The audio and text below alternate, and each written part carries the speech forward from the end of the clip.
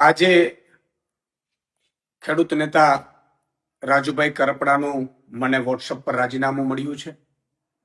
મારે વાતથી નથી, પરંતુ એટલું ચોક્કસ કહીશ કે રાજુ કરપડાએ હળદરથી લઈ અને જે મુદ્દાઓ ખેડૂતોને ઉઠાવ્યા, હળદરમાં એક ખેડૂતોને ઉમ્મીદ પણ જાગી. રાજુ કરપડા, પ્રવીણ રામ અને 86 જેટલા લોકો ઉપર ભાજપે અત્યાચાર કર્યો, ભાજપે ખોટા કેસો કર્યા, ભાજપે ડરાવવાની કોશિશ કરી, ભાજપે ખેડૂતો ઉપર પણ માર માર્યો. અને ત્યાર પછી પણ આ ખેડૂતોમાં અને ખેડૂત નેતાઓમાં જોમ અને જુસ્સો રહ્યો. એમણે ખૂબ મહેનત કરી છે ખેડૂતોને લઈને. કઈ મજબૂરી હશે એ હજી મારે જાણી નથી શકાયું, પરંતુ એટલું ચોક્કસ કહીશ કે એમણે ખેડૂતો માટે અને ખેડૂતો માટે વ્યવસ્થિત ભાવ મળે, ભાજપ જે અત્યાચાર કરે છે, ભાજપ જે લૂંટ ચલાવે છે, એપીએમસીમાં લૂંટ ચલાવે છે, એને લઈને એમણે ખૂબ આંદોલનો કર્યા, મહેનત કરી.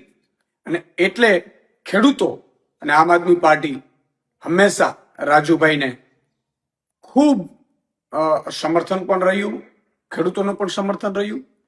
અને આમ આદમી પાર્ટીએ પણ તમે જોયું હશે કે હળદર કાંડ પછી ભગવત માનજી અને અરવિંદ કેજરીવાલ સાહેબ સુદામડામાં સભા કરી. ખેડૂતો લગભગ 50,000થી વધુ ખેડૂતો એકઠા થયા.